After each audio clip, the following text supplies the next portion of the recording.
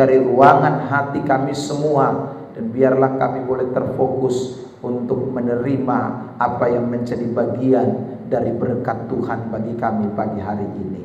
Jam pemberitaan ini sepenuhnya ambil alih Tuhan. Curahkanlah hikmat dan pengertian, bukakanlah rahasia kebenaran. Di dalam nama Tuhan Yesus Kristus kami sudah berdoa. Dan semua kita yang siap menerima dan diberkati dengan firman bersama-sama katakan amin. Silakan duduk, Tuhan berkati kita semua. Baik, shalom. Puji Tuhan, Bapak Ibu Saudara yang terkasih di dalam Tuhan Yesus Kristus. Pada pagi hari ini kita masih memperhatikan tema besar kita, yaitu tentang anak terang pasti penuh dengan Roh Kudus. Hari ini kita akan masuk pada bagian yang kedua dari pembahasan kita seputaran tentang anak terang pasti penuh dengan Roh Kudus. Nah, Bapak Ibu Saudara yang diberkati Tuhan, ayat yang menjadi rujukan kita yaitu dari kitab Efesus pasal yang kelima, ayat yang pertama sampai dengan ayat yang ke-22. Baik, nanti dalam pembahasan ini tentunya kita akan terus membahas secara eksposisi atau ayat per ayat dari perikop ini, Efesus pasal yang kelima, ayat 1 sampai dengan ayat yang ke-22. Nah, saudara, perlu diingatkan kembali bagi kita bahwa Efesus pasal 5 ayat 1 sampai ayat 22 ini berbicara tentang nasihat hidup sebagai anak-anak terang. Jadi perikop ini bicara tentang nasihat Paulus kepada jemaat yang ada di Efesus tentang bagaimana kita semua orang-orang yang telah percaya kepada Kristus itu menjadi anak-anak terang. Itu yang kita perhatikan dari pembahasan dari kitab Efesus ini. Nah, bicara soal anak-anak terang itu punya kaitan yang sangat erat dengan kepenuhan Roh Kudus. Mengapa demikian? Karena tanpa pimpinan, tanpa orang itu dikuasai oleh Roh Kudus, maka dia tidak bisa jadi anak-anak terang. Itu sesuatu yang impossible. Saudara yang terkasih di dalam Tuhan, logikanya seperti ini. Ruangan ini bisa menjadi terang karena ada sumber terang yang namanya lampu. Kalau lampu ini semua dipadamkan, maka ruangan ini akan menjadi gelap. Nah, hidup kekristenan itu juga demikian. Saudara yang terkasih di dalam Tuhan, kalau tanpa sumber terang yang namanya Roh Kudus Allah, ya, Tritunggal itu tidak menguasai hidup kita sekalian, maka meskipun kita orang Kristen, kita pergi gereja, tapi kita tidak bisa melihat yang namanya terang itu menjadi bagian di dalam hidup kita. Ingat bahwa terang itu simbol dari hidup yang benar, hidup yang sungguh-sungguh, hidup yang saudara berkenan kepada Allah. Sementara kegelapan adalah simbol dari dosa, simbol dari kejahatan, simbol dari saudara hidup di luar Kristus, itu kan simbol dari kegelapan. Nah, jadi sekali lagi betapa pentingnya kita semua ini terus mengalami yang namanya kepenuhan Roh Kudus. Makanya waktu Rasul Paulus bicara atau menasehati orang-orang Kristen yang ada di Efesus seputaran tentang menjadi anak-anak terang, satu ayat dari nasihat itu adalah diperintahkan untuk terus penuh dengan Roh Kudus. Lihat Efesus pasal 5 ayat 18 ini. Mari kita baca lagi ayat ini dalam hitungan yang ketiga. 1, 2, 3. Dan janganlah kamu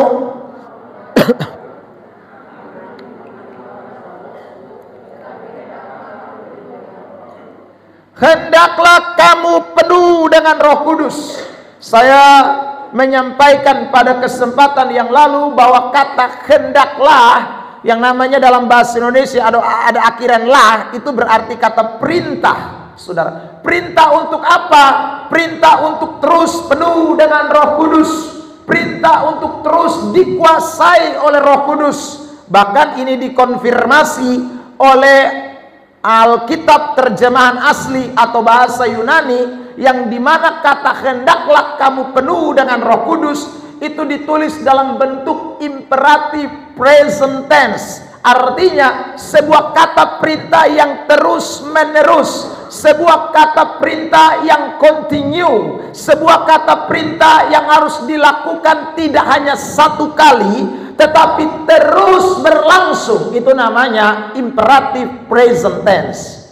Nah, saudara yang terkasih di dalam Tuhan, artinya hidup kekristenan ini bukan hanya saja penuh Roh Kudus hari Senin atau hari Minggu atau jam 1 atau jam 2 atau jam ibadah jam 7 sampai jam 9, lalu setelah itu tidak lagi penuh Roh Kudus. Tidak, terus menerus. Ini sebuah bagian yang tak bisa terpisahkan dengan hidup kekristenan kita. Ini satu kaitan yang begitu erat, yang harus menjadi bagian yang terus dikerjakan oleh orang-orang percaya atau anak-anak Tuhan.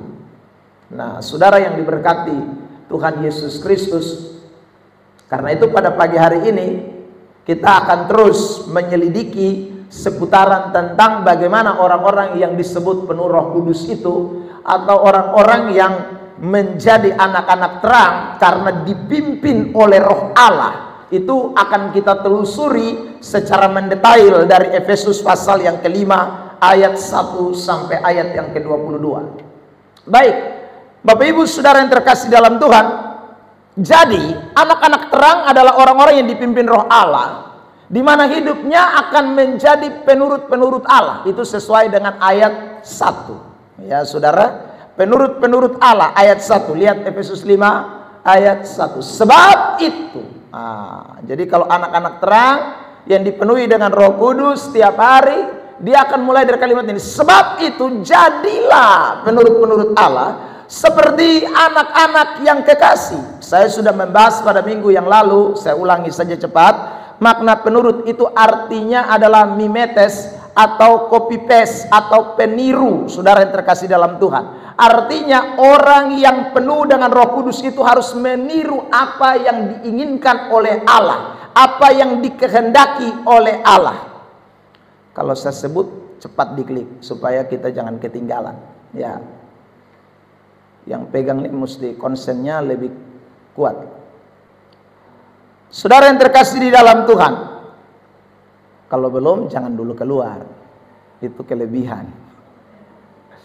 Ya saudara, jadi mimetes atau peniru atau copy paste, saudara yang terkasih di dalam Tuhan, itu artinya orang-orang yang dipimpin oleh Roh Kudus itu akan meniru, melakukan apa yang Allah, apa yang Yesus, apa yang Bapa kehendaki untuk kita lakukan, itu kita akan kerjakan.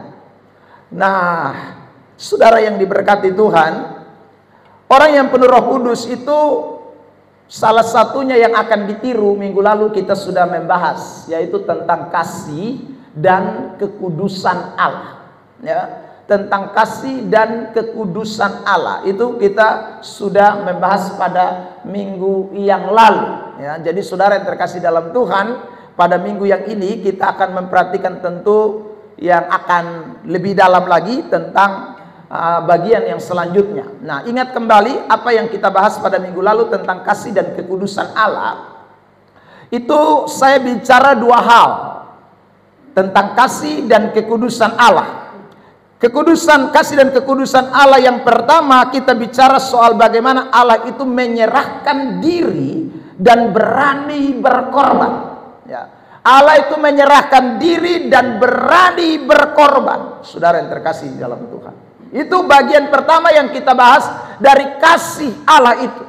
Lalu bagian yang kedua, kita membahas dari kekudusan Allah itu, kita membahas soal sifat-sifat, karakter-karakter baru yang ada di dalam hidup orang-orang percaya. Kita mulai dari ayat yang tidak salah ayat yang ketiga sampai dengan ayat yang ke-6 pada pembahasan kita minggu yang lalu itu. Saudara yang terkasih dalam Tuhan, ya, klik lagi. Itu seseomong. Nah, itu. Ya, jadi saudara yang terkasih dalam Tuhan, sehingga hari ini kita akan masuk pada bagian yang kedua, yaitu tentang berbuah bagi orang lain. Ini akan menjadi pembahasan kita. Jadi saudara yang terkasih, kalau orang sudah mengalami kasih dan kekudusan Allah, ya, kasih itu artinya dia rela memberikan hidupnya, ya, kepada Tuhan, menyerahkan hidupnya kepada Tuhan. Dia rela berkorban. Pada minggu yang lalu kita sudah bahas. Lalu kemudian dia memiliki karakter-karakter yang ilahi, sifat-sifat yang baru. Saudara, saya bahas beberapa banyak yang kita sudah perhatikan pada minggu yang lalu. Orang itu pasti akan berbuah atau berdampak. Buah itu bicara soal hasil atau sesuatu yang akan dinikmati. Jadi yang namanya buah itu tidak dinikmati sendiri. Saudara yang terkasih dalam Tuhan, tidak ada buah mangga dimakan oleh pohon mangga. Tidak ada, saudara. Buah mangga itu dimakan oleh orang, manusia. Ya, saudara yang terkasih dalam Tuhan. Bukan hanya pemilik mangga, semua orang yang lewat bisa dapat lihat itu mangga, atau dikasih, atau dijual, atau dicuri, dia akan makan. Ya, saudara. Jadi buah itu tidak bisa dinikmati oleh diri sendiri. Orang Kristen itu kenapa dikatakan berbuah? Artinya orang Kristen itu dia bukan menghasilkan sesuatu yang dapat dinikmati sendiri, tetapi bagaimana orang menikmati sesuatu dari hidupnya. Itu orang yang berbuah.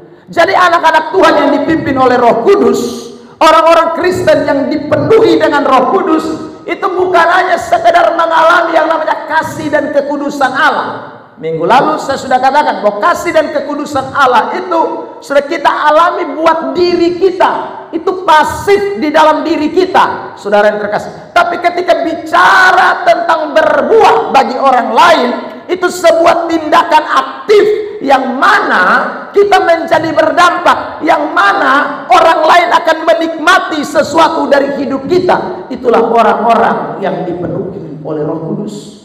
Itulah orang-orang yang dipimpin oleh Roh Kudus. Itulah yang namanya anak-anak terang. Itulah orang-orang yang disebut memetes, peniru-peniru Allah. Saudara yang terkasih di dalam Tuhan, makanya Yesus ketika hadir di bumi ini, dia menjadi sangat berpengaruh, berdampak, ya. Dia menghasilkan buah bagi orang lain. Saudara yang terkasih dalam Tuhan. Karena itu satu ketika murid-murid sedang berjalan bersama dengan Tuhan Yesus, lalu dikatakan Yesus lapar, dan dia menemui sebuah pohon ara, dan pohon ara itu tidak berbuah. Karena memang bukan musimnya, ayat Alkitab bilang. Tapi kemudian Yesus berkata kepada pohon ara itu, terkutuklah, ya. Dia marah karena pohon ara itu tidak berbuah. Saudara, secara logika, kalau kita melihat ini kan aneh.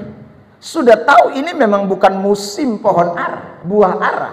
Saudara yang terkasih dalam Tuhan, lo kenapa mesti marah kalau itu pohon tidak berbuah? Kan tidak musim, saudara yang terkasih. Bahkan Yesus mengutuk itu pohon ara. Saudara yang terkasih dalam Tuhan, ingat bahwa Yesus itu di dalam pelayanan suka memakai perumpamaan-perumpamaan. Perumpamaan-perumpamaan itu seringkali dinyatakan secara, saudaraku, lisan lewat kata-kata. Tapi kadang-kadang Yesus itu memberikan perumpamaan dengan mempraktekkan sesuatu. Nah, saya ulang ya, saudara terkasih dalam Tuhan. Dalam pelayanan Yesus itu sering melakukan yang namanya perumpamaan. Mengajar dengan perumpamaan itu berulang-ulang kali. Tapi perumpamaan yang diajarkan itu tidak hanya, saudaraku, sebuah kata-kata lisan, tapi seringkali Yesus juga mempraktekkan perumpamaan itu. Seperti ketika dia mengutuk pohon ara. Sebenarnya dia sedang membahasakan, saudaraku, sikap tindakannya itu kepada murid-murid. Seolah-olah Yesus bilang begini, hei bosong, jangan ke pohon ara ini, yang kalau pas musim baru buah. Kalau pas musim buah, kalau tidak musim dia hanya daun yang lebat. Saudara yang terkasih dalam Tuhan, itu sebenarnya bahasa yang Yesus mau seberangkan kepada murid-murid ketika dia mengutuk pohon ara itu. Artinya orang Kristen bukan berbuah musiman. Orang Kristen berbuah bukan karena, saudaraku, ada hal-hal tertentu, bukan karena waktu-waktu tertentu. Orang Kristen harus berbuah terus-menerus karena orang Kristen itu dipimpin oleh Roh Kudus. Maka Roh Kudus yang memimpin kita, memenuhi hidup kita, itu akan menghasilkan buah yang terus-menerus, bukan hanya satu musim tertentu. Ada amin? Saudara yang terkasih dalam Tuhan, ini ingat baik-baik. Jadi tidak ada orang Kristen berbuahnya musiman atau berdampaknya musiman. Orang Kristen mesti berdampak terus-menerus. Orang Kristen mesti berdampak dari hari ke hari. Itu orang yang dipimpin dan dipenuhi Roh Kudus. Berbuah kita itu memang berbuah terus-menerus. Saudara yang diberkati Tuhan Yesus Kristus, sekarang kita baca ayat-ayat yang berkaitan dengan ini. Efesus pasal yang kelima. Mari kita mulai melihat ayat 9 dan seterusnya. Kita membaca sampai dengan ayat yang ke-13. Saudara, kita bersahut-sahutan. Saya lebih dulu ayat 9. Karena terang hanya berbuahkan kebaikan dan keadilan dan kebenaran. 10.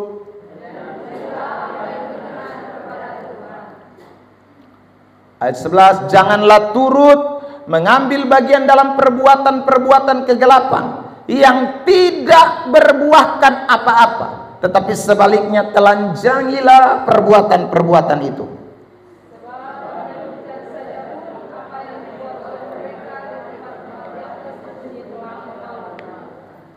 Tetapi segala sesuatu yang sudah ditelanjangi oleh terang itu menjadi nampak, sebab semua yang nampak adalah terang. Amin.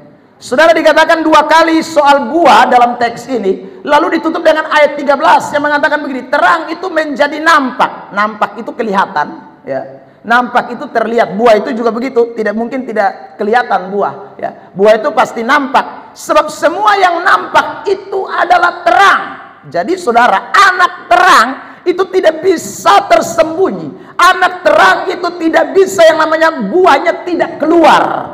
Anak terang itu tidak bisa yang namanya, saudaraku, tidak menghasilkan sesuatu. Itu impossible. Itu sesuatu yang mustahil. Pasti akan menghasilkan sesuatu. Itu anak terang. Mari kita lihat beberapa teks ini. Matius pasal yang kelima. Jangan dulu. Tampilkan ayat yang ke-13 mulai sampai dengan ayat yang ke-16. Injil Matius pasal yang ke-5. Ayat yang ke-13 sampai dengan ayat yang ke-16. Kita akan membaca teks firman Tuhan ini, saudara, untuk membandingkan tentang bagaimana menjadi anak terang itu memang tidak bisa tersembunyi, harus nampak.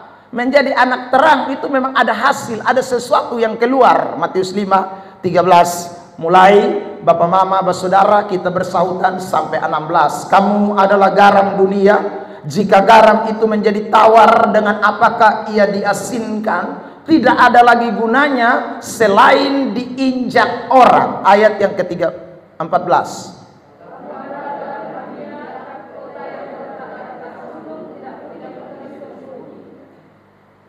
Ayat 15. Tolong bisa bantu, Pak, supaya kita jangan terganggu.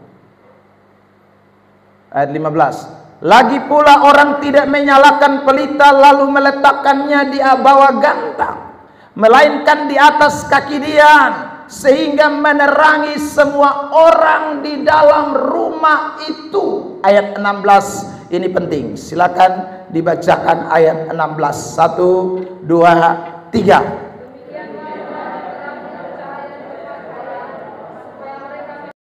Hendaklah terang itu bercahaya. Di ayat sebelumnya juga sudah jelas ada pertanyaan-pertanyaan yang sebenarnya tidak perlu dijawab. Misalnya, adakah garam yang tidak asin? Semua garam pas asin. Jadi saudara, masa manusia yang jadi terang tapi terangnya tidak nyata, atau menjadi orang Kristen tapi perbuatannya tidak nyata, itu impossible, sesuatu yang tidak mungkin. Kecuali memang itu orang masih ada dalam kegelapan atau tidak dipimpin dan dipenuhi oleh Roh Kudus. Tapi kalau itu orang dipenuhi dan dipimpin Roh Kudus, pasti dia akan bercahaya di depan orang, itu kata firman. Dan orang akan melihat perbuatannya dan memuliakan Bapa di surga. Jadi jelas saudara, ini saya mau tekankan sekali lagi. Makanya orang Kristen itu di mana-mana pasti berdampak.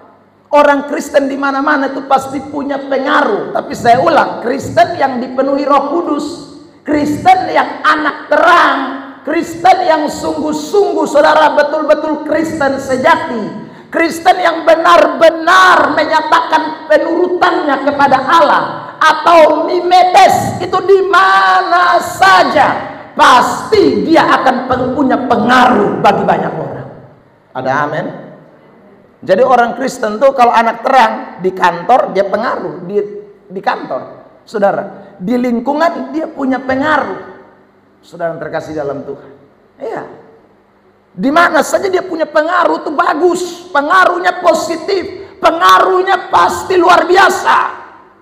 Ini tidak bisa terhindarkan dari fitnahan, itu pasti ada. Saudara terkasih dalam Tuhan. Tapi itu mungkin dari 10 orang yang fitnah 2-3 orang. Saudaraku, ya. Kalau orang itu sungguh-sungguh anak terang, tentu tidak semua orang nilai kita dalam konteks yang baik, yang benar, padahal mungkin kita sudah bikin baik dan benar. Tapi saya ulang, nilainya, presentasinya dibandingkan dengan orang yang melihat terang itu dalam diri saudara, itu lebih besar. Saudara lihat ya, Yesus waktu ada di tengah-tengah dunia, memang tidak semua orang kan suka sama dia. Sudah, tapi hanya kelompok kecil. Kelompok mana? Kelompok ahli Taurat, kelompok orang Farisi, saudara. Tapi banyak orang, meskipun mereka jengkel-jengkel dia, ahli Taurat dan orang Farisi, tapi di belakang dong omong, Yesus ini luar biasa, Yesus ini hebat, Yesus ini saudaraku, dia mengecam segala sesuatu yang dosa. Nah, mereka memuji di belakang, meskipun di depan mereka tidak mengakui, saudara. Tapi dibalik dari semua yang tadi saya katakan, Yesus punya pengaruh yang dahsyat, saudara. Pengaruhnya besar sekali.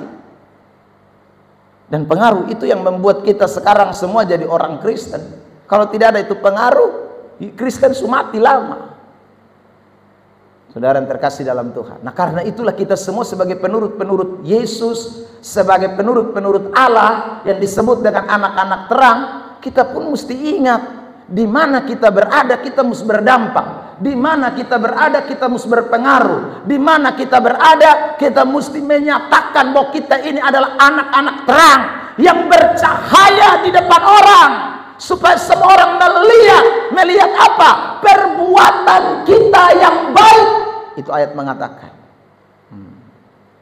Saudara yang terkasih dalam Tuhan.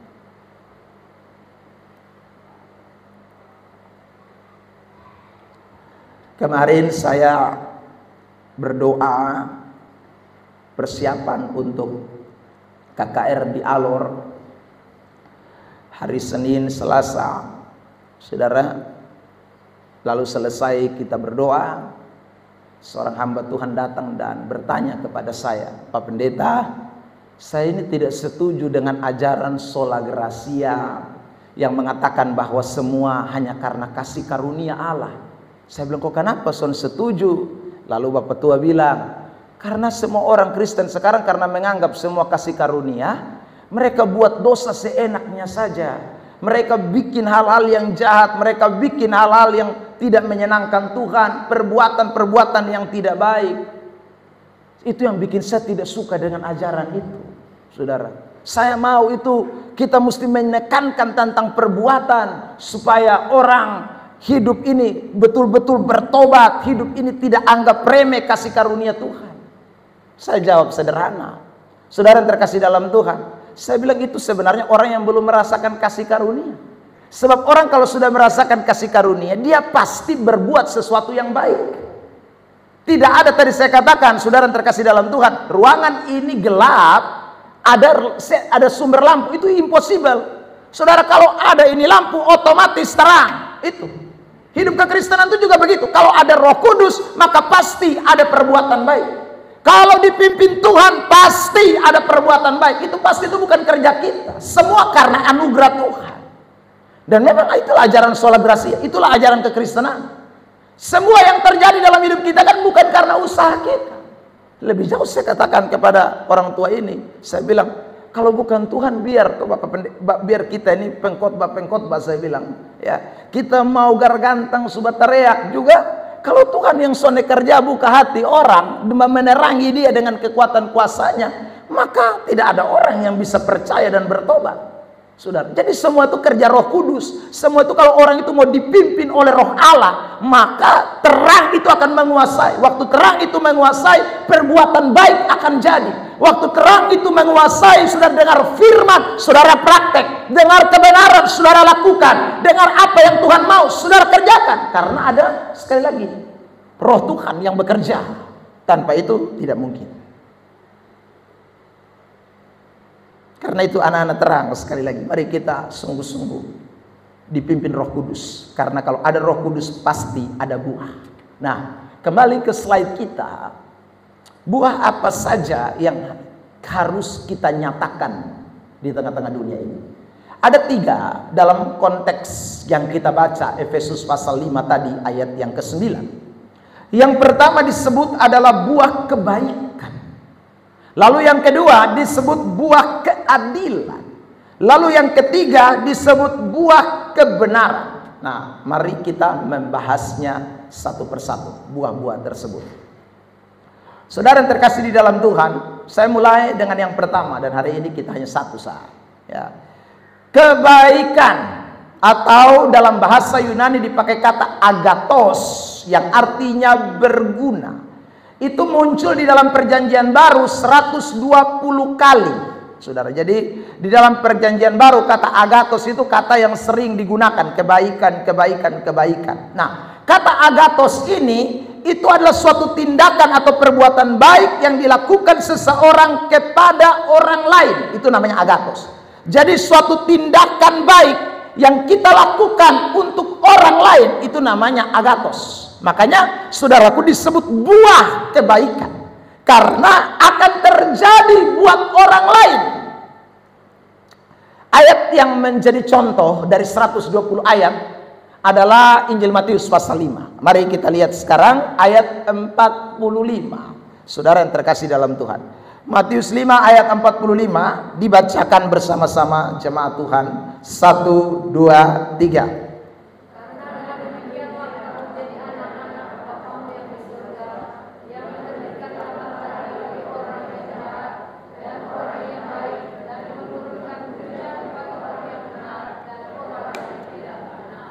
Jadi saudara, kalimat ini berbicara tentang agathos, menerbitkan matahari bagi orang jahat, orang baik, lalu menurunkan hujan bagi orang benar dan orang tidak benar. Itulah anak-anak Bapa. Jadi saudara, orang-orang Kristen itu dia akan punya pengaruh, ya. Dia itu seperti orang yang memberikan sesuatu. Dikatakan dia yang terbitkan matahari bagi orang jahat, dia yang terbitkan matahari bagi orang baik. Dia yang turunkan hujan bagi orang benar dan juga orang tidak benar. Itu anak-anak Bapa di sorga. Maksudnya apa? Yaitu, maksudnya kita ini menjadi pengaruh. Saudara bayangkan kalau matahari tidak bersinar, apa yang terjadi? Kita gelap gulita terus menerus. Saudaraku, ya, beberapa hari yang lalu saya nonton sebuah video di TikTok di daerah Kutub Utara sana, Finlandia sana. Saudara yang terkasih dalam Tuhan, itu jam 9 malam baru matahari terbenam. Jadi mereka pun siang itu lebih panjang daripada dong pun malam, ya. Jadi siangnya tuh cuma cepat sekali, ya. Karena jam 9 malam itu bagi mereka matahari baru mulai turun-turun, ya saudara. Jam 7 malam, 8 malam itu masih tengah hari, itu masih terlalu terang. Saudara yang terkasih, waktu dia siar itu sekitar jam 7:30 malam, dia bilang. Ini sekarang sudah 7:30 malam, tapi terang sekali. Saudara, dia masih main-main di seputaran ada semacam danau kecil, saudara. Dia bilang ini kalau pas musim dingin, maka danau ini akan menjadi es batu semua. Ya, saudara, di Kutub Utara. Jadi mereka di sana, saudaraku, panasnya lebih lama dibandingkan dengan malamnya. Nah, saudara terkasih dalam Tuhan, dalam pernyataan dia bilang, jadi kami di Finlandia ini, kami tidur tidak lama. kami tidur cepat sekali. Dia orang Indonesia yang ada di sana. Dibandingkan di Indonesia, karena saudara jam 9 malam baru matahari terbenam. Ya. Jam 9 malam baru matahari terbenam. Jadi saudara yang terkasih dalam Tuhan, tidur tidak lama, pagi kembali lagi. Ya. Mataharinya begitu cepat. Nah, saudara yang terkasih dalam Tuhan, artinya dia merasa bahwa tidak terlalu bisa menikmati sesuatu. Nah, saudara bayangkan, kalau ini ayat mengatakan yang menerbitkan matahari itu misalnya tidak ada. Itu tadi saya katakan malam sedikit lebih panjang saja orang sudah gelisah. Apalagi kalau sama sekali matahari itu tidak terbit. Saudaraku, matahari itu, saudara yang terkasih dalam Tuhan, hilang. Itu lebih susah lagi. Kalau kita ini disebut yang menerbitkan matahari bagi orang jahat, itu berarti saudara, kita ini semacam pengendali sesuatu di tengah-tengah dunia ini. Orang Kristen itu pengendali sesuatu di tengah-tengah dunia ini. Ya. Saudara mau orang jahat bertobat, ya saudara yang mesti mempengaruhi. Saudara yang terkasih dalam Tuhan, saudara mau ada orang-orang yang tidak benar menjadi benar, ya kita yang mesti mempengaruhi. Karena kita ini yang menerbitkan matahari bagi dia. Kalau dia mau saudara keluar dari itu kegelapan, maka kita punya peranan. Apalagi itu ayat melanjutkan orang yang baik juga. Kembali, ya saudara. Jadi kita bukan hanya menerbitkan bagi orang jahat saja, tapi juga bagi orang yang baik. Artinya, saudara yang terkasih, orang Kristen itu memang terus melakukan perbuatan baik, tidak kenal siapapun, tidak kenal siapapun, menurunkan hujan bagi orang benar dan orang tidak benar juga. Saudara yang terkasih dalam Tuhan, menjadi berkat, menjadi pengaruh, menjadi saudaraku sumber untuk orang lain. Itulah hidup kekristenan. Makanya saudara yang terkasih dalam Tuhan, Yesus memberikan pesan dalam Matius pasal 28 ayat 19. Dia mengatakan, jadi pergilah kamu untuk saudara apa? Menjadikan semua bangsa muridku. Kenapa kita diperintahkan untuk menjadikan semua bangsa murid Tuhan dalam Matius pasal yang ke-28 ayat 19 dan 20? Karena kalau kita tidak pergi ke seluruh dunia, maka orang itu akan tetap ada dalam kegelapan. Orang itu tidak akan keluar dari terang. Karena pengaruh itu ada pada saudara dan saya sebagai anak-anak Tuhan. Ada amin. Makanya mesti punya pengaruh. Saudara yang terkasih dalam Tuhan, jangan sampai justru kita tidak menerbitkan matahari. Di rumah juga begitu. Kita yang mesti punya pengaruh bagi orang jahat, bagi orang baik, bagi orang benar, bagi orang tidak benar. Dalam lingkungan saudara bergaul juga begitu. Saudara mesti punya pengaruh. Nah, kalau tidak punya pengaruh, maka itu bahaya sekali. Makanya Galatia 6 mengatakan begini, saudara yang terkasih dalam Tuhan. Ayat 6 dan ayat 9 kita baca teks ini. 1, 2, 3. Dan baiklah dia yang menerima pengajaran dalam firman, membagi segala sesuatu yang ada padanya dengan orang yang memberikan pengajaran itu. Jadi orang yang terima pengajaran firman, dia wajib untuk membagikan. Nah saudara, ini kata baiklah dia, itu dipakai kata yang sama, agathos. Artinya berdampak. Orang yang terima firman itu berdampak, pengaruh. Saudara, mulai dari dalam, mulai dari orang-orang yang ada di dalam gereja, mulai dari orang-orang yang melayani Tuhan. Ayat 9, mari kita lihat. Saudara, 1, 2, 3. Janganlah kita jemu-jemu berbuat baik, agathos. Karena apabila sudah datang waktunya, kita akan menuai jika kita tidak menjadi lemah. Makanya saudara, kita diperintahkan untuk terus buat baik, terus buat baik, terus buat baik. Nah, saudara yang terkasih dalam Tuhan, merujuk kepada Galatia 6 ini, dan juga tadi khotbah Matius pasal yang ke-5, maka semua perbuatan baik yang kita lakukan itu tidak bisa tidak berdasar kepada firman yang kita dengar. Waktu Yesus bicara Matius 5 ayat 13 sampai 16, garam dan terang dunia.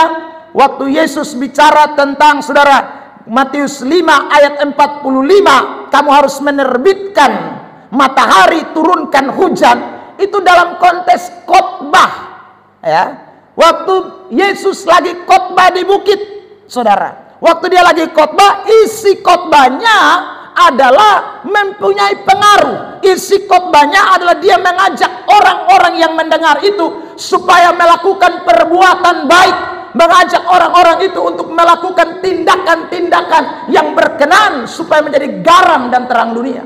Itu konteksnya adalah waktu dengar firman. Dengan kata lain, bahwa saudara kalau tidak dengar firman, maka saudara tidak mungkin bisa buat baik yang sesuai dengan firman Allah. Makanya saudara yang terkasih dalam Tuhan, di luar sana kan ada orang bisa buat baik. Tapi buat baik dengan saudaraku firman itu beda dengan buat baik berdasarkan firman. Ya. Buat baik tanpa firman dengan buat baik dengan berdasarkan kebenaran itu beda. Kalau sama, maka saya selalu bilang, saudara di luar sana ada banyak orang yang baik.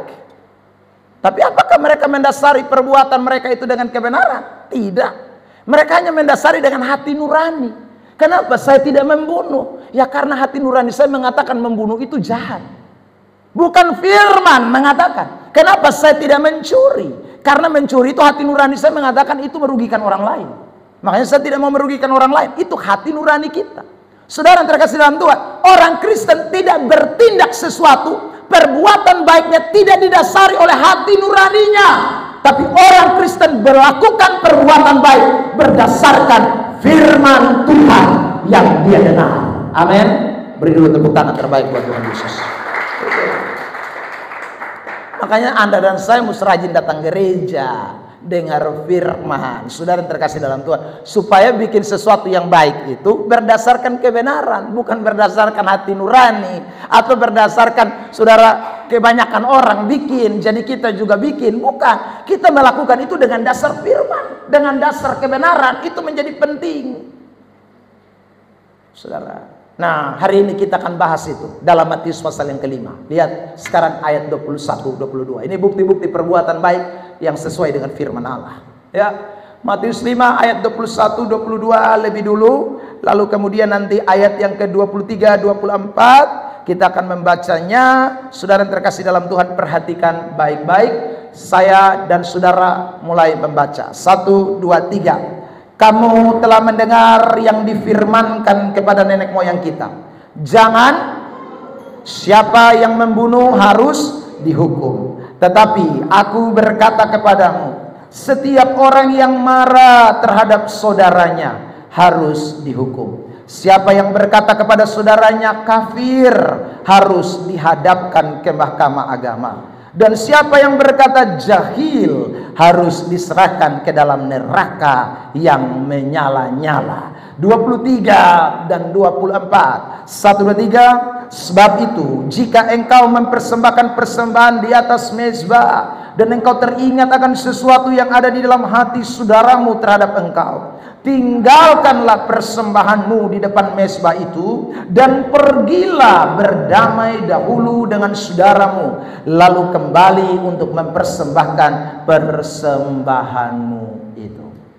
Saudara yang terkasih dalam Tuhan, kalau kita membaca Matius 5 ayat 22 sampai 21 sampai dengan ayat yang ke 54, 53, saudara, kita menemukan ulang-ulang Yesus berkata, kamu telah mendengar firman tetapi aku berkata, kamu telah mendengar firman tetapi aku berkata, kamu telah mendengar firman tetapi aku berkata. Ini maksudnya apa? Apakah ada perbedaan antara firman yang kamu dengar, nenek moyangmu dengar, dengan apa yang aku katakan? Saudara terkasih dalam Tuhan, sebenarnya firmannya itu tetap sama, tetapi penafsiran yang dilakukan oleh orang-orang Yahudi itu yang membuat firman itu menjadi melenceng. Karena itu ketika Yesus bicara, kamu telah dengar firman, lalu kemudian ada kata tetapi aku berkata, artinya yang ditafsirkan oleh orang-orang Yahudi itu keliru, tidak pas, tidak cocok. Makanya kamu harus ikut aku berkata kepadamu.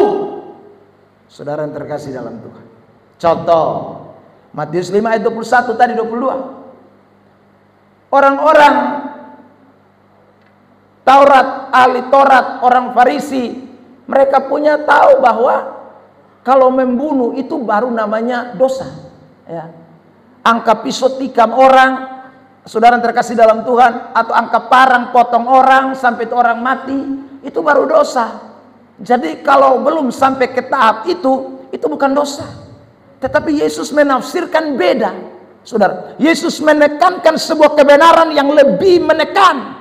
Makanya dikatakan, tetapi aku berkata kepadamu, setiap orang yang marah terhadap saudaranya, dia sudah harus dihukum. Artinya, marah dalam konteks ini itu dikaitkan dengan membunuh dalam konteks firman yang ditafsirkan oleh orang-orang Yahudi pada waktu itu. Maka, bukti perbuatan baik yang pertama yang kita lihat dari teks ini adalah orang Kristen itu marah, tapi harus sesuai firman Allah. Sebab kalau saudara marah tidak sesuai firman Allah, maka itu menjadi pembunuh. Ya, saudara bisa bandingkan ayat dalam kitab 1 Yohanes yang mengatakan orang siapa yang membenci saudaranya dia adalah pembunuh saudaranya. Jadi kalau marah yang sudah lewat dari kebenaran, marah yang sudah terkasih dalam Tuhan tidak sesuai dengan Alkitab, itu menjadi dosa. Kenapa saya katakan demikian? Karena ada marah yang tidak dosa.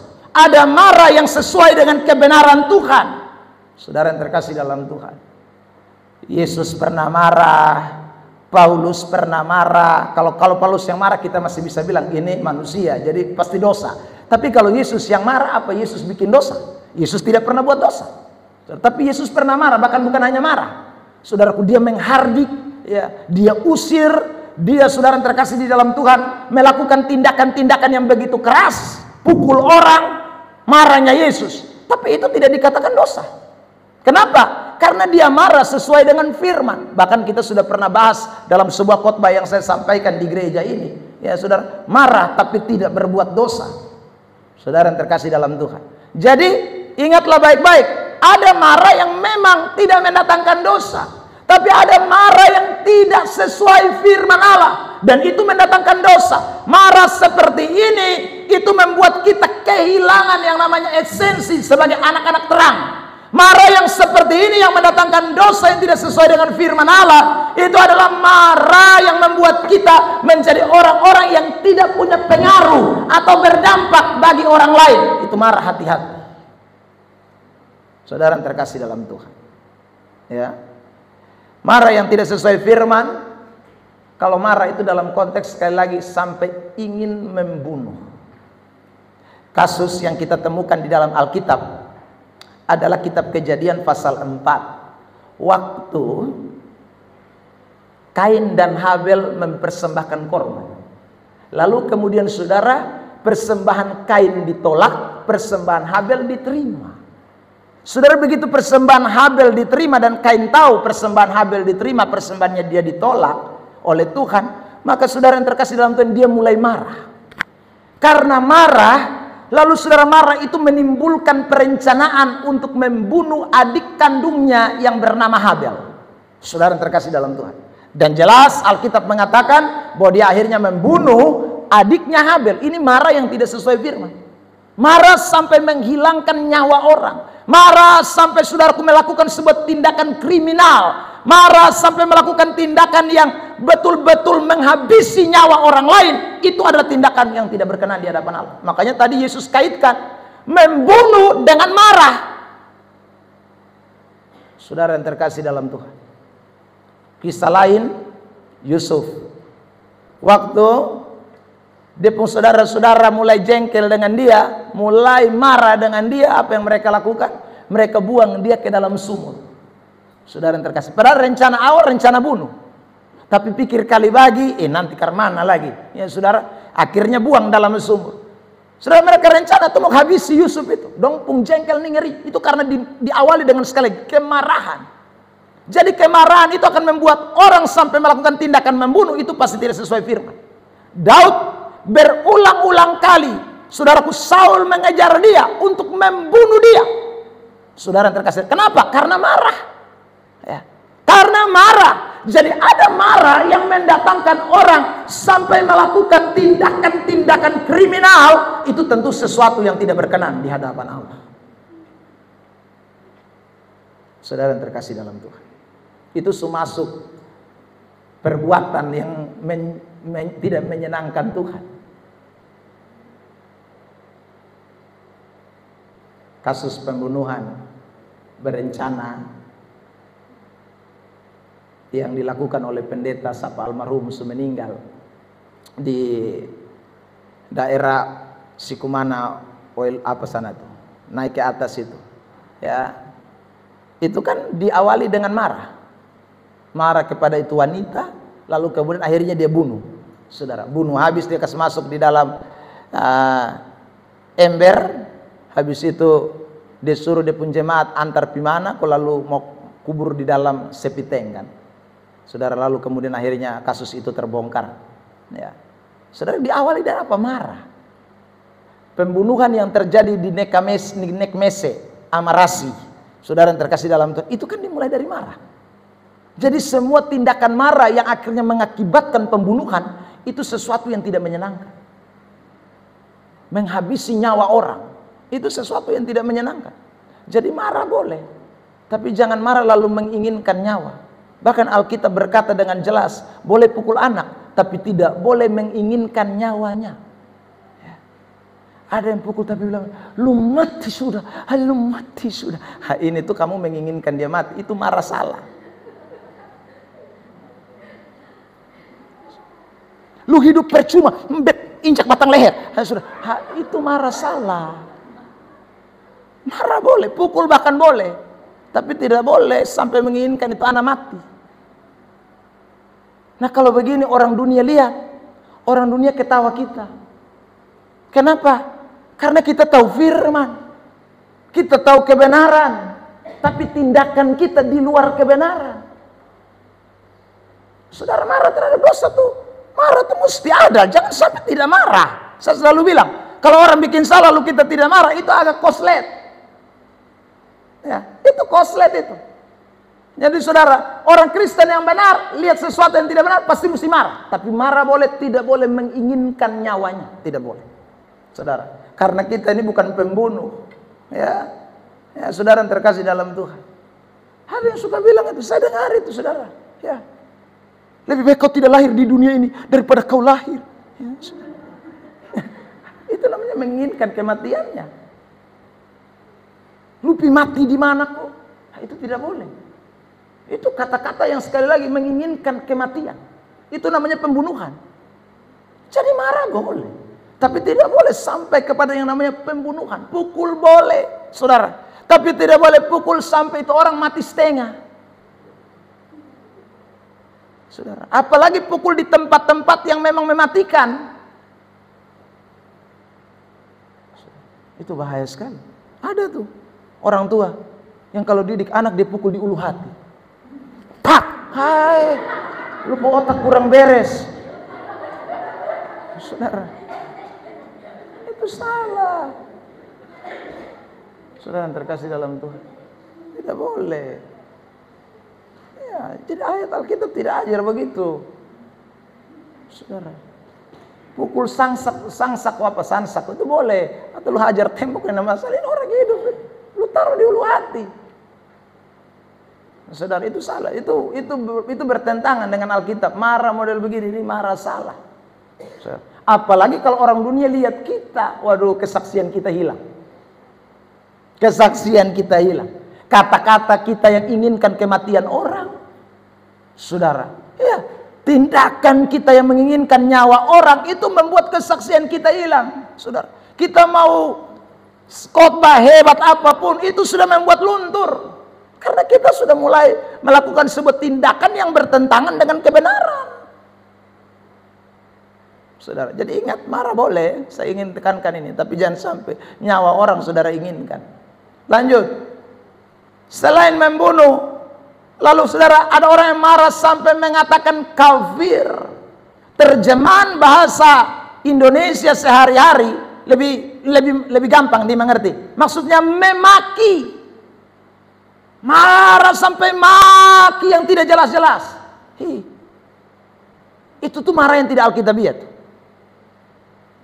Saudara, ada orang marah sampai maki-maki. Minggu lalu saya bilang kata-kata kotor tidak boleh keluar. Lu mau karmana, itu anak bikin lu jengkel karmana juga, itu orang bikin lu jengkel karmana juga, maki tidak boleh keluar. Saudara, anak Tuhan tidak boleh. Itu namanya sekali lagi marah yang tidak sesuai firman Allah. Kalau marah sampai mengatakan kata-kata makian, bahkan maki itu bukan hanya dalam rumah yang dengar, kampung saat kampung dengar. Akoi, I'm honey.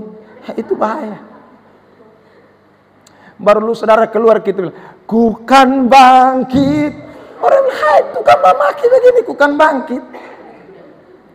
Orang sendengar kotong lain. Orang tidak akan tahu kotong lain.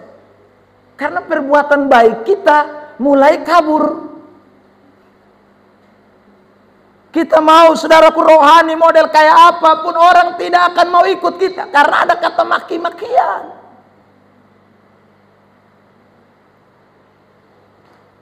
Saudara yang terkasih dalam Tuhan. Kata-kata kotor tuh kadang-kadang, dalam tanda kutip ya, saya mesti omong, boleh dikeluarkan. Mesti dengar baik-baik ini. Boleh dikeluarkan. Kenapa saya katakan boleh dikeluarkan? Tapi dalam konteks apa? Alkitab pernah omong, ya saudara, dalam kitab Yesaya kalau saya tidak salah, ada yang mengatakan ta'i dalam tanda kutip. Tapi itu dalam konteks marah terhadap dosa. Ya. Itu dalam konteks sekali lagi saudara yang terkasih dalam Tuhan, memang ini suka terlaluan betul-betul. Tapi itu hanya kata itu saja. Saudara. Tapi dalam seluruh kitab suci, saudara, hanya ada kata-kata kecaman. Ya. Kata-kata kecaman itu beda dengan kata memaki. Kata-kata kotor, saudara yang terkasih dalam Tuhan. Kecaman itu banyak. Yesus pernah bilang ular beludak. Yesus pernah bilang, saudaraku, apa lagi? Ada dalam kitab Petrus anjing, ya, babi. Paulus juga pernah omong anjing. Saudara terkasih, tapi itu kata-kata bukan makian, itu kecaman, termasuk kata ta'i yang tadi saya sebut. Jadi saudaraku, kalau itu berupa kecaman, boleh. Bukan berupa kata-kata memaki, beda ya, kecaman dengan memaki itu beda. Saudara yang terkasih dalam Tuhan. Paulus pernah itu ngomong itu, anjing-anjing, ya. Paulus pernah ngomong, babi kembali ke muntah. Paulus ngomong itu. Suratan Filipi pasal 3 ya. Kalau saya tidak salah tuh ayat berapa? 4 apa ayat 3. Itu jelas itu Paulus ngomong. Ya.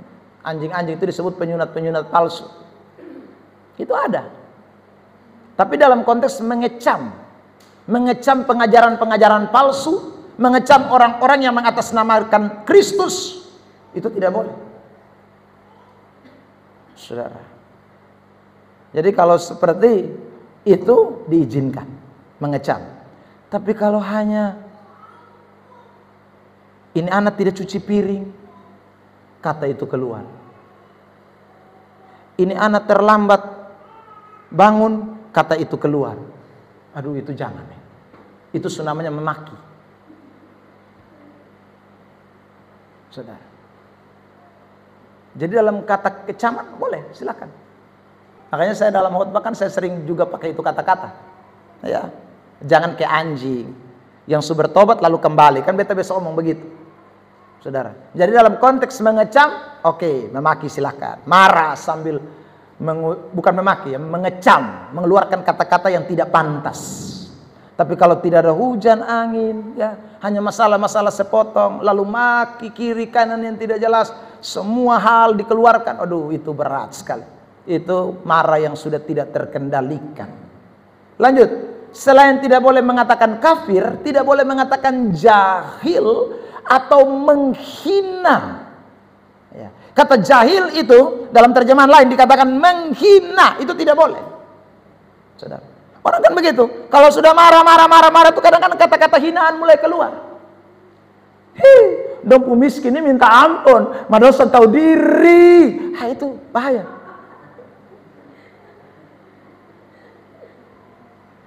Itu kata-kata bodoh, itu kata-kata salah tuh.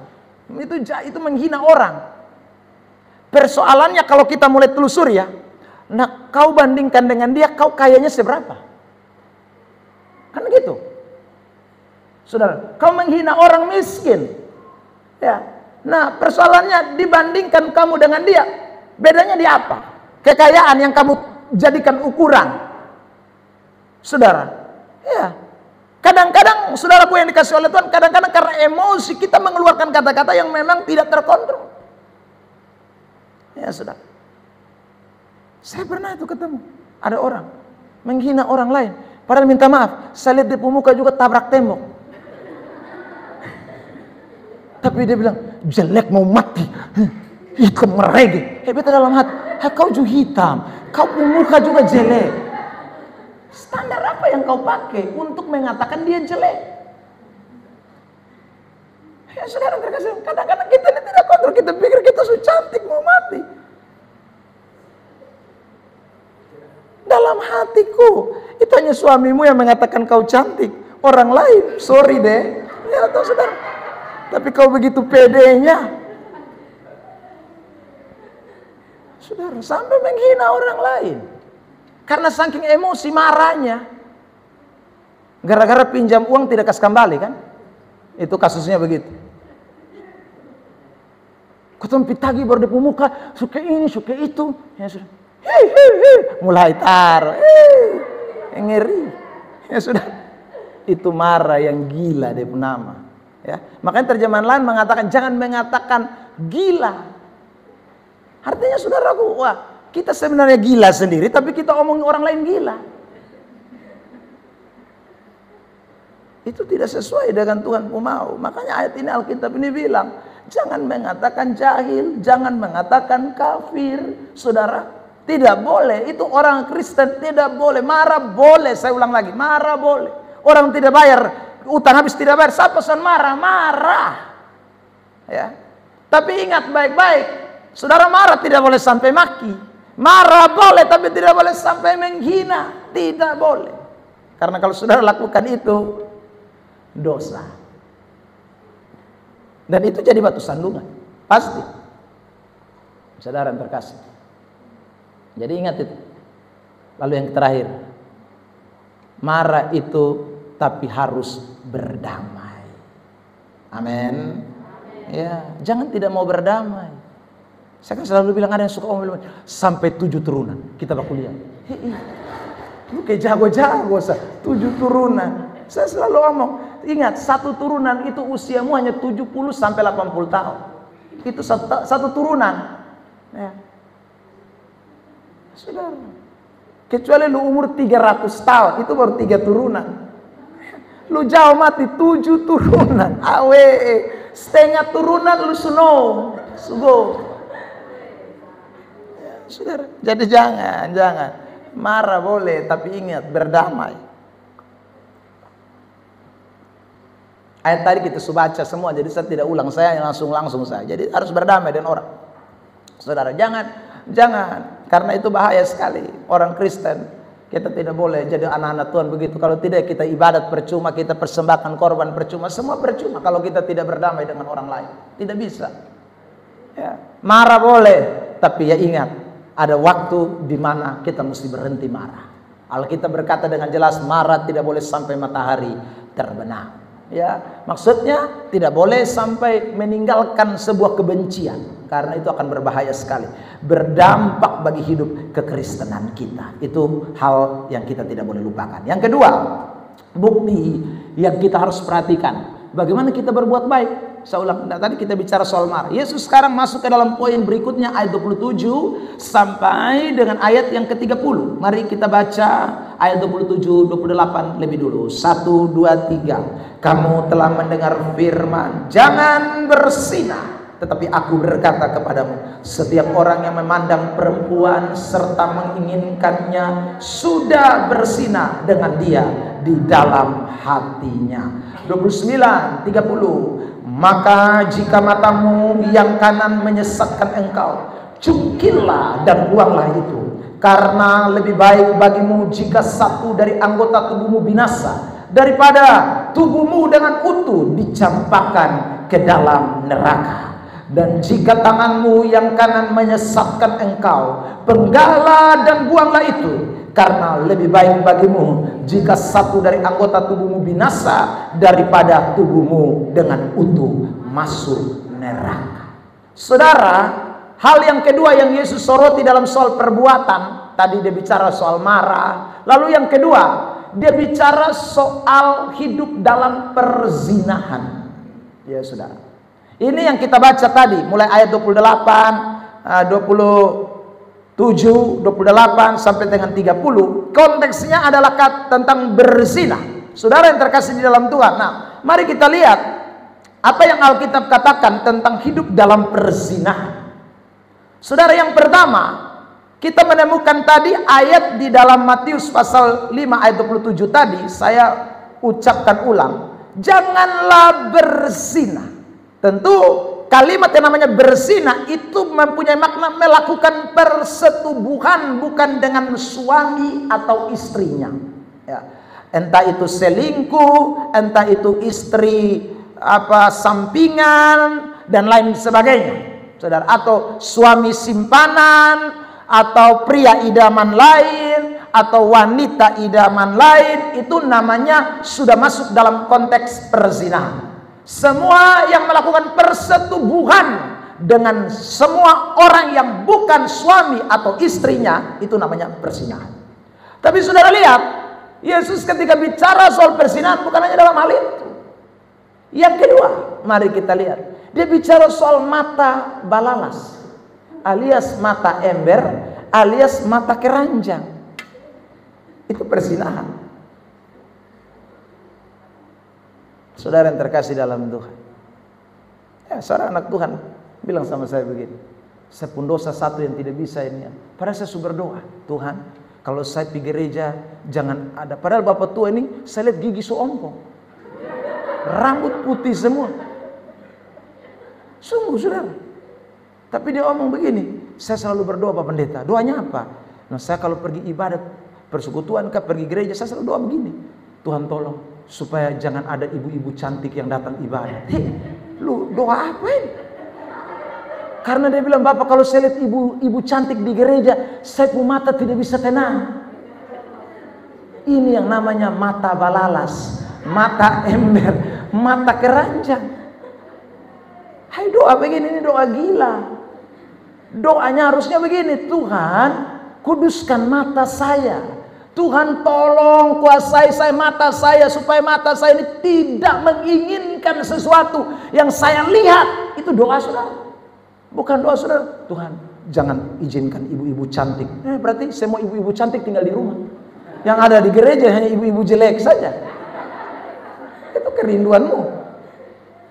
Saudara yang terkasih, tidak bisa, ya. Saudara yang terhidup di dalam kekristenan itu, ingat, ini soal kontrol diri kita. Jadi Yesus bicara ini ayat, dia katakan matamu, itu sekali lagi bicara soal bagaimana kita menguasai hidup kita, menguasai diri kita. Dan tentu inilah Roh Kudus bekerja. Inilah yang namanya orang dipimpin oleh Roh. Mata kita kalau dikuasai Roh Kudus, dipenuhi Roh Kudus, ya tidak balalas, tidak jelalatan, tidak ember, tidak keranjang. Saudara yang terkasih dalam Tuhan, tapi kalau matamu tidak dikuasai Roh Kudus, berat, saudara. Ya. Yang tadi saya ngomong waktu yang gigi ompong, rambut putih, saudara, dia bukan tidak ada istri, istri ada, dan istrinya cantik, saudara. Istri dan dia itu beda kayak langit dan bumi, sungguh. Ya. Umurnya beda, itu mas nona, mas air, dia bu istri. Kau nona kurang apa? Kalau masih dia ibu-ibu lain. Tapi namanya mata balalas, mata ember, mata keranjang. Saudara, biar dia pu istri itu model ke 7 bidadari di langit, dia pu mata tetap balalas. Ya. Saudara yang terkasih dalam, karena itu seringkali kan kita ini aneh. Saudara kalau lihat orang yang selingkuh, kalau saudara lihat ada orang yang punya simpanan, kadang-kadang simpanannya lebih jelek dari istri di rumah. Sungguh survei membuktikan.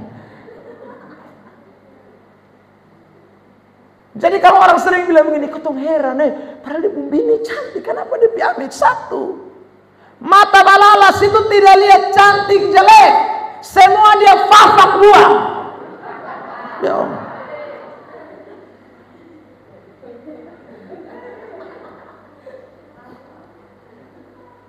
Ini saya sampaikan kepada saudara. Makanya ingat, in ayat bilang lebel mata cungkil buang. Dia bermaksud apa? Saudara terkasih, artinya kendalikan itu mata. Iya, orang Kristen tuh mesti kendalikan itu mata. sangat disayangkan, saudara. Iya, sangat disayangkan. Kita lihat beberapa kasus yang terjadi kan. Ini bukan sesuatu yang tertutup, sudah terbuka sekarang kan, viral saja. Kasus pendeta berzina. Itu kenapa? Diawali dari mata. Mata kalau susun bisa dipelihara dengan baik, itu menyesatkan. Saudara yang terkasih dalam Tuhan. Iya. Makanya ingat baik-baik. Mata itu mesti dijaga dengan bagus-bagus. Ya, semua kita. Memang ini ayat lebih tertuju kepada laki-laki. Ya, tapi juga tidak tertutup kemungkinan bagi perempuan. Semua kita mesti waspada karena dosa perzinahan itu tidak pandang bulu. Saudara yang terkasih dalam Tuhan. Siapa saja bisa kena. Karena itu hidup kita sungguh-sungguh. Kalau tidak, kita tidak bisa jadi teladan. Tidak bisa. Saudara hidup dalam perzinahan mau ngomong apa? Yang model mata balalas mau ngomong apa? Kudus. Tidak bisa. Tidak bisa. Ini bukan hanya pendeta. Sabar, itu tangan jangan kasih keluar. Saudara yang terkasih dalam, kita mau ngomong apa? Orang susun percayalah. Kita penghidup kekristenan itu nilainya jadi pudar. Terang itu jadi tidak sungguh-sungguh nampak kalau hidup begini. Next, lihat. Selain mata, ayat itu bilang tangan jangan bagatal. Ini betul tafsirkan ya. Tangan jangan lancang. Makanya itu ayat bilang, kalau tanganmu menyesatkan engkau, penggal tangan itu. Artinya apa? Selain mata, tangan ini yang suka juga aneh-aneh. Tangan itu suka meraba kiri kanan. Makanya saya mungkin untuk kesekian kali selalu omong, yang tangan bagatal itu cocok jadi koster gereja, supaya dia raba semua dalam gereja. Itu cocok. Maksudnya raba tembok, raba kursi, raba semua alat-alat sound. Jangan raba manusia. Saudara yang terkasih dalam Tuhan. Iya, karena ada orang begitu. Ya, mata supara, tangan parah juga. Makanya ayat Alkitab kalau omong itu tidak salah. Dia tidak bilang kaki, tidak, tangan. Karena habis mata biasa tangan. Saudara yang terkasih dalam Tuhan, tangan mulai pelan-pelan begini. Nah, itu bahaya tuh. Tangan kan mulai bagatal tuh. Saudara yang terkasih dalam Tuhan, tidak ada orang naik motor berduaan, dia pun kaki yang dia begini. Tidak ada. Tidak ada. Makanya bukan bilang penggal kakimu, tidak, tangan. Naik motor tuh tangan dahulu. Duduk, tidak ada kakimu yang begini. Tidak ada. Tangan. Saya praktek-praktek memang supaya saya melihat. Ya. Tangan. Saudara yang terkasih dalam, makanya ayat itu bilang, anak-anak Tuhan ingat, jangan, jaga baik-baik hidup. Saya selalu ngomong, ya, jaga baik-baik hidup.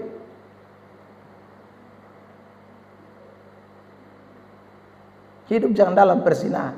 Jadi konteks perzinahan sudah mesti ingat, bukan mesti tidur bareng dulu. Itu pertama. Yang kedua, konteks perzinahan itu bukan hamil dulu. Saya ulang ya, saudara dengar baik-baik. Konteks berzina itu bukan sekali lagi tidur bareng dulu. Satu. Yang kedua, konteks berzina itu bukan hamil dulu, bukan. Sebab Alfamart sekarang banyak. Yang tahu pasti tahu. Saya tidak bisa omong itu. Alfamart sekarang banyak. Jadi saudara bisa lakukan hubungan seks tanpa hamil pakai Alfamart, dalam tanda kutip. Yang dijual maksudnya di Alfamart, di bagian kasir tuh, nah itu. Ya, apalagi orang sekarang ini pintar.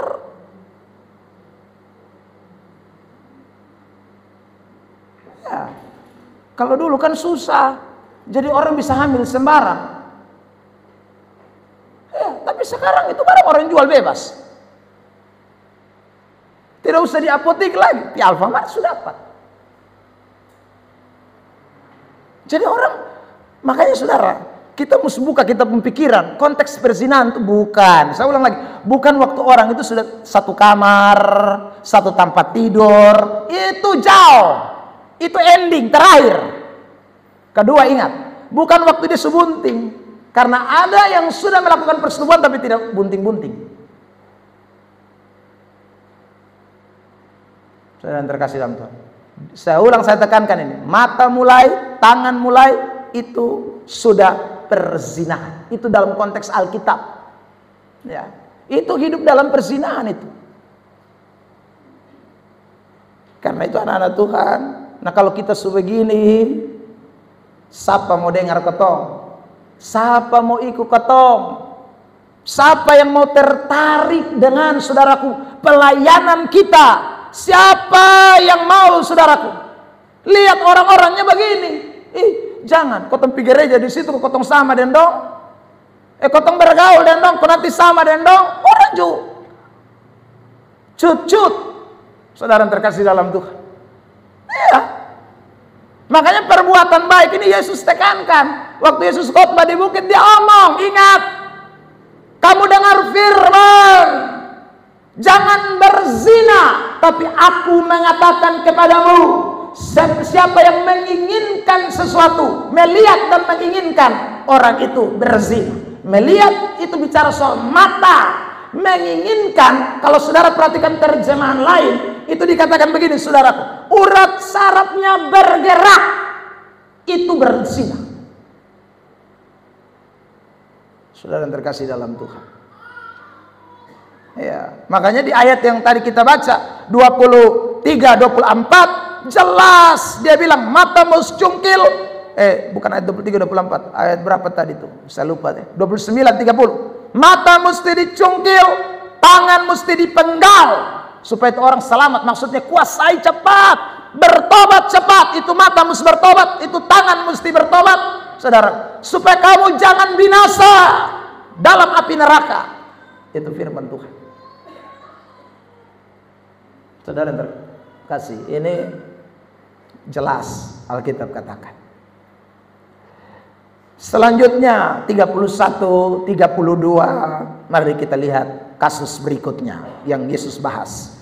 31, 32, ini semua bicara perbuatan ini. Ya, tadi marah, tadi perzinahan, semua perbuatan. 31, 32, 1, 2, 3 telah difirmankan juga. Siapa yang menceraikan istrinya harus memberi surat cerai kepadanya. Tetapi aku berkata kepadamu, setiap orang yang menceraikan istrinya kecuali karena zina, ia menjadikan istrinya berzina. Dan siapa yang kawin dengan perempuan yang diceraikan, ia berbuat zina. Saudara, tentang perceraian sekarang, ini juga sedang marah kan di muka bumi ini, di Indonesia, di NTT juga orang cerai banyak, saudara yang terkasih. Nah ingat, bicara soal perceraian, Alkitab memang dalam hal ini memberikan kelonggaran. Ya. Tadi kita membaca jelas bahwa Yesus bilang, kalau orang bercerai di dalam perjanjian lama itu dikasih surat cerai. Tapi Yesus kasih penekanan begini, ya, orang sebenarnya tidak boleh bercerai kecuali, ada kata kecuali karena berzina. Dengan kata lain, karena perzinahan orang diizinkan untuk boleh bercerai. Ya, ini ingat baik-baik. Karena perzinahan orang boleh diizinkan, tapi sesungguhnya perceraian tidak boleh. Ya. Tapi karena perzinahan orang diizinkan boleh bercerai. Tidak boleh karena masalah lain, kecuali lu dapati dia memang betul-betul berzina. Ya. Tidak boleh juga karena dengar kabar. Ya. Saya dengar saya punya suami sudah dengan perempuan lain. Buktinya ada tidak? Kalau cuma dengar-dengar tidak bisa. Lu mesti betul-betul membuktikan bahwa dia sedang melakukan perzinahan. Kalau dia melakukan perzinahan, maka boleh cerai. Ayat Alkitab mengatakan. Tapi saudara jelas, mari klik. Mereka yang berzina itu boleh bercerai. Tapi ingat baik-baik, bahwa yang sudah bercerai itu ayat mengatakan, siapa kawin dengan perempuan yang bercerai karena zina, ia berbuat zina juga dengan itu perempuan. Nah, jadi kalau begitu, bolehkah orang yang sudah bercerai sekalipun karena zina kawin lagi? Jawabannya tidak boleh. Jadi boleh cerai, tapi tidak boleh kawin. Itu Alkitab. Kecuali karena zina ya. Bukan karena dia jalan 10 tahun lalu dia tidak kembali, lalu Anda ceraikan dia, tidak bisa. Kecuali Anda tahu 10 tahun itu dia sudah hidup dengan laki-laki lain atau perempuan lain. Tapi kalau belum, tidak boleh. Saudara terkasih dalam Tuhan. Dan juga cerai tidak boleh kawin lagi. Itu ayat jelas. Sebab kalau kawin berzina dengan dia lagi, hidup dalam persinahan lagi. Maka kesimpulannya sebenarnya begini. Orang Kristen harus menjaga hidup perkawinan dengan sungguh-sungguh, ya, supaya tidak boleh ada yang namanya perceraian. Karena pada mulanya Alkitab sudah mengatakan bahwa Allah membenci yang namanya perceraian. Sudah. Makanya saya selalu tekankan di awal, saudaraku, semua yang mau menikah, ingat baik-baik, dalam kekristenan itu perceraian itu harus sesuatu yang memang tidak boleh dilakukan. Kecuali karena zina itu. Makanya pilihlah orang yang tepat. Pilihlah pasangan yang betul-betul memang, saudaraku, bukan hanya berdasarkan tadi saya katakan mata balalas dan tangan bagatal itu, bukan. Tapi betul-betul berdasarkan pertimbangan kebenaran yang sungguh-sungguh. Sehingga tidak ada ruang bagi perceraian, tidak ada ruang bagi perzinahan, tidak ada. Saudara yang terkasih, karena penyakit perzinahan itu yang bikin orang bercerai. Saudara yang terkasih dalam Tuhan.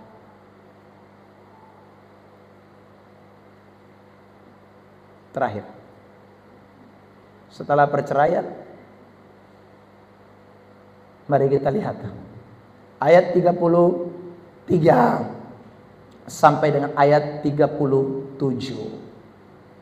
Ya, 33 sampai 37 jemaat. Mari kita baca. Jemaat kencang membaca ayat ini. 1, 2, 3.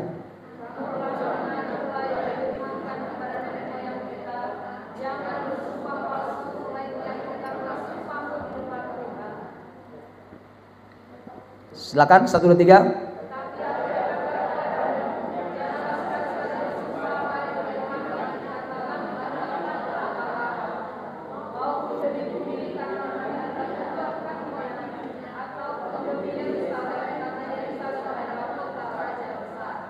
Tiga 6, 3, 7.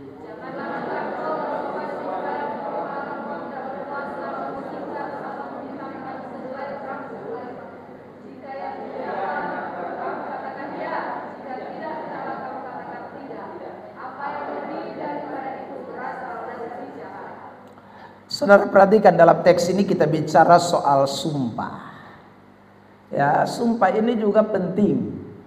Saudara, memang kalau kita menelusuri seluruh bagian kitab suci, nanti saya akan khotbah khusus tentang hal bersumpah, tapi saya hanya bicara soal garis besarnya saja pada kesempatan ini. Saudara, sumpah ini memang sesuatu yang dibicarakan secara keseluruhan di dalam Alkitab. Ya, mulai dari perjanjian lama sampai perjanjian baru, kita menemukan banyak ayat tentang sumpah. Ya. Saudara yang terkasih dalam Tuhan, baik rasul-rasul, baik Yesus juga pernah melakukan hal yang senada, serupa dengan itu. Nah, tapi dalam konteks kita membahas hari ini, kita menemukan ada beberapa hal yang ditekankan oleh Yesus tentang sumpah. Yang pertama, Yesus mau supaya kita tidak boleh bersumpah palsu. Itu yang pertama. Artinya sumpah itu bisa, tapi ingat tidak boleh sumpah palsu. Karena ada banyak orang tuh janji-janji palsu. Saudara yang dikasih oleh Tuhan, dalam pernikahan itu ada sumpah. Ya. Janji. Di dalam apalagi saya melantik departemen juga saya mengucapkan beberapa kalimat yang saudaraku merupakan isi dari janji kepada Tuhan. Saudara yang terkasih, janji dengan sumpah nasar itu kan sesuatu yang paralel, sama. Sumpah, janji, nasar itu sama, saudara yang terkasih dalam Tuhan. Nah ingat, jangan bersumpah palsu. Ya. Ada orang yang sudah berani sekali menyatakan sumpah-sumpah palsu.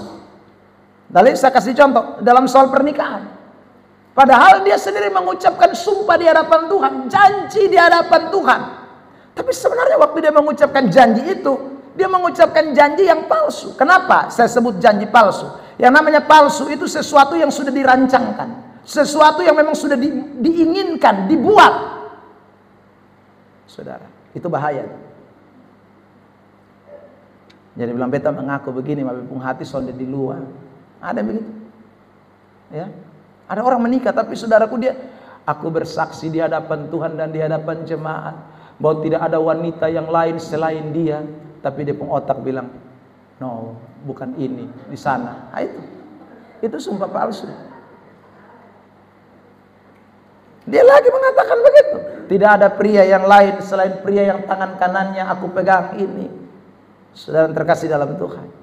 Tapi dia masih ingat nomor Octavianus di sana. 0812345667. Ini sumpah palsu. Tapi siapa yang tahu? Hanya dia dan Tuhan yang tahu. Itu sumpah palsu. Dan tidak boleh. Orang Kristen kalau bersumpah palsu bahaya.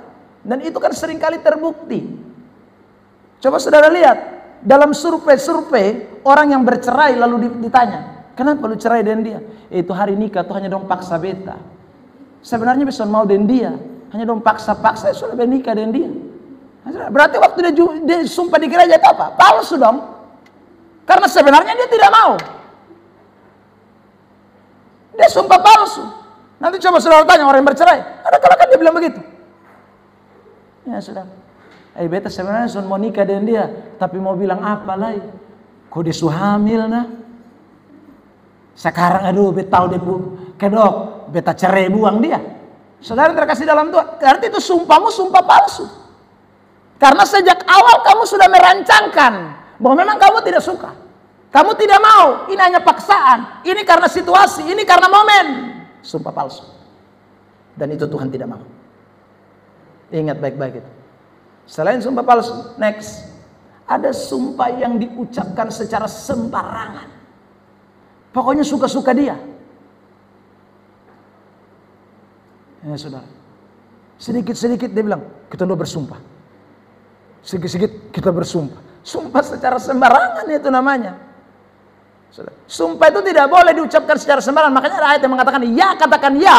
Tidak katakan tidak. Tadi kita sudah baca. Lebih daripada itu datangnya dari setan. Jadi jangan bersumpah palsu. Jangan bersumpah secara sembarangan. Jangan mengucapkan sesuatu atas nama Tuhan, atas nama apapun, saudara, dengan begitu gampang dan cepat. Karena belum tentu Anda dan saya benar-benar melakukan itu dari hati kita. Terus yang terakhir, saudaraku, jangan bersumpah dengan menganggap remeh sumpah itu sendiri. Selain ada orang yang menganggap sumpah palsu, ada yang menganggap remeh sumpah itu atau janji itu. Padahal dia bersumpah, berjanji, bernasar di hadapan Tuhan, tapi dia remehkan. Ini yang Tuhan tidak mau. Saudara terkasih dalam Tuhan, dia anggap enteng, dia anggap ya sudah, ya sudah itu kata-kata yang besok ucapkan, anggap nyantai sah. Tidak bisa, saudara terkasih dalam Tuhan. Yang namanya sumpah itu mengikat. Ya. Saya bandingkan dengan ini ayat ya.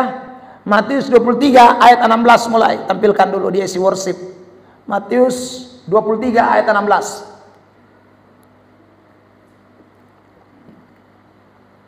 Matius 23 ayat yang ke-16.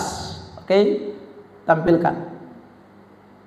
1, 2, 3. Celakalah kamu hai pemimpin-pemimpin buta yang berkata, bersumpah demi bait suci, sumpah itu tidak sah. Tapi bersumpah demi emas, bait suci, sumpah itu mengikat. Ayat 16, ayat 16, 17. 1, 2, 3. Hai kamu orang-orang bodoh, orang-orang buta, apakah yang lebih penting, emas atau bait suci yang menguduskan emas itu? Lalu 18. Bersumpah demi mesbah, sumpah itu tidak sah. Tetapi bersumpah demi persembahan yang ada di atasnya, sumpah itu mengikat. Ini orang Farisi ya, ahli Taurat omong begini. Jadi Yesus ini sedang bicara mereka. Ayat 19. Hai kamu orang-orang buta, apakah yang lebih penting, persembahan atau mesbah yang menguduskan persembahan itu? Lalu ayat yang ke-20. Karena itu barang siapa bersumpah demi mesbah, ia bersumpah demi mesbah, dan juga demi segala sesuatu yang terletak di atasnya. Ayat yang ke-21. Dan barang siapa bersumpah demi bait suci, ia bersumpah demi bait suci dan juga demi Dia yang diam di situ. Lalu ayat 22. Dan barang siapa bersumpah demi sorga, ia bersumpah demi takhta Allah dan juga demi Dia yang bersemayam di atasnya. 23. Celakalah kamu, hai ahli-ahli Taurat dan orang-orang Farisi, hai kamu orang-orang munafik, sebab sudah cukup sampai situ. Saudara, 22 cukup ya. Jadi udah lihat itu. Yesus omong itu sumpah itu. Jadi lu jangan anggap sumpah ini sah, sumpah itu tidak sah. Lu jangan anggap sumpah ini betul, sumpah itu tidak betul, seperti orang Farisi. Jadi mereka kalau sumpah atas bait suci, dia bilang itu bisa ini, tapi kalau atas emas dan apa yang ada dalamnya itu sah. Kalau atas sorga saja, tidak sah. Yang penting harus ada takhta Allah di sana, harus demi Tuhan yang bersemayam di sana, itu baru sah. Tidak bisa, semuanya itu sama, mengikat. Jadi artinya tidak boleh anggap remeh sumpah. Semua sumpah atau janji nasar itu sesuatu yang mengikat kita semua. Saudara terkasih dalam Tuhan. Jadi jangan anggap remeh. Mungkin saudara bilang, Pak, waktu saya sumpah nikah tuh, janji nikah tuh, janji sungguh-sungguh. Kalau janji sungguh-sungguh jangan anggap remeh itu janji. Pegang sungguh-sungguh itu janji. Saudara terkasih dalam Tuhan. Ya. Karena janji itu kita tidak ucapkan bagi manusia, bagi gereja, bagi pendeta, bagi orang tua, kita ucapkan bagi Dia yang menyetujui, yang memberkati kita. Jangan anggap remeh sumpah. Saudara yang terkasih dalam Tuhan. Nah, ini hal-hal yang Yesus soroti, saudara yang terkasih dalam Tuhan, seputaran tentang perbuatan-perbuatan yang kita harus praktekkan di dalam hidup kita hari lepas hari. Nah, saudara yang terkasih, terakhir sekarang 38, sorry saya masih ada satu bagian lagi. 38, cepat saja 38 sampai 44, karena ini sudah kita bahas pada kesempatan tadi pertama. Saya cuma mau kutip saja ayatnya untuk menjadi penutup bagi kita. 34, mari kita baca bersama-sama 38, 39 sampai 44. Oke, dalam hitungan ketiga jemaat membantu membaca ayat ini. 1, 2, 3.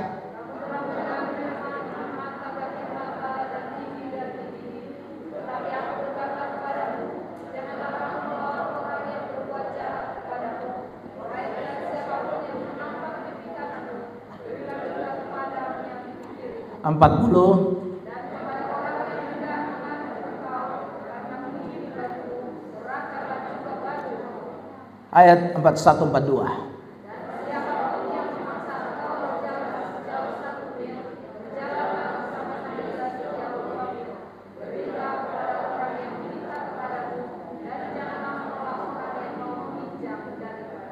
Ayat 43, 44. 1, 2, 3.